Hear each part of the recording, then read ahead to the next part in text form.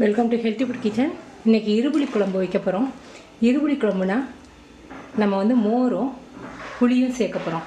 ரெண்டும் சேர்க்கறதுனால இதுக்கு இருபுளி குழம்புன்னு பேர். எப்படி செய்கிறதுன்னு பார்க்கலாம். இதுக்கு தேங்காய் எண்ணெய் தான் நல்லாயிருக்கும். ஒரு அரை ஸ்பூன் மட்டும் தேங்காய் எண்ணெய் சேர்க்குறேன். இதில் ஒரு அரை ஸ்பூன் வெந்தயம், அரை ஸ்பூன் பச்சரிசி,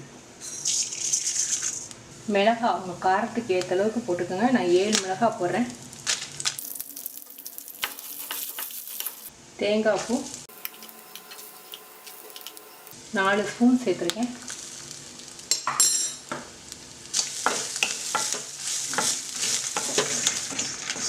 இப்போ நல்லா செவக்க வறுத்தாச்சு.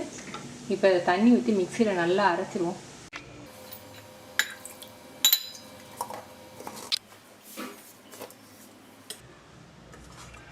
புளி சின்ன நெல்லிக்காய் அளவுக்கு எடுத்திருக்கேன்.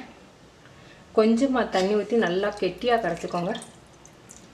போதும், 3/4 கப் தண்ணி ஊற்றிருக்கேன். கெட்டி தயிராக எடுத்திருக்கேன். இதை மிக்சியில் ஒரு சுற்றிட்டு நம்ம போடுவோம்.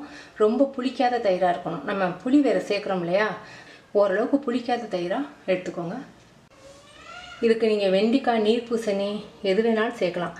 நான் இன்றைக்கி சொரக்காய் சேர்த்துருக்கேன், கத்திரிக்காய் சேர்த்துருக்கேன், உருளைக்கிழங்கு சேர்த்துருக்கேன். 1 ஸ்பூன் தேங்காய் எண்ணெய் சேர்த்துருக்கேன். கடுகு அரை ஸ்பூன், ஒரு மிளகாய், வெங்காயம்.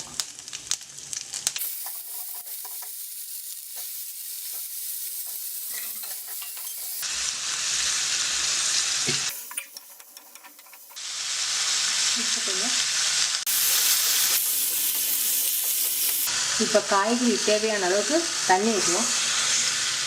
2 கப் தண்ணி ஊற்றிருக்கேன். காய் நல்லா வேகட்டும். இப்போ காய் வெந்துடுச்சு. இப்போ புளி கரைசல் தண்ணியை ஊற்றுவோம். புளி கரைசல் தண்ணியோட அந்த பச்சை வாடை போகட்டும், நல்லா கொதிக்கட்டும். இப்போ நம்ம அரைச்சி வச்சுருக்க விழுது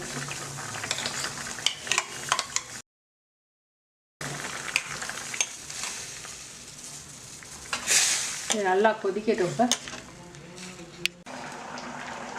இப்போ நம்ம அரைச்ச விழுதும் நல்லா கொதிச்சு நல்ல ருசியாக இருக்குது. இப்போ நம்ம தயிரை ஊற்றிடுவோம். அடுப்பை குறைச்சி வச்சுக்குவோம். தயிர் ஊற்றின பிறகு ரொம்ப நேரத்துக்கு கொதிக்க விடக்கூடாது, திரிஞ்சு போயிடும்.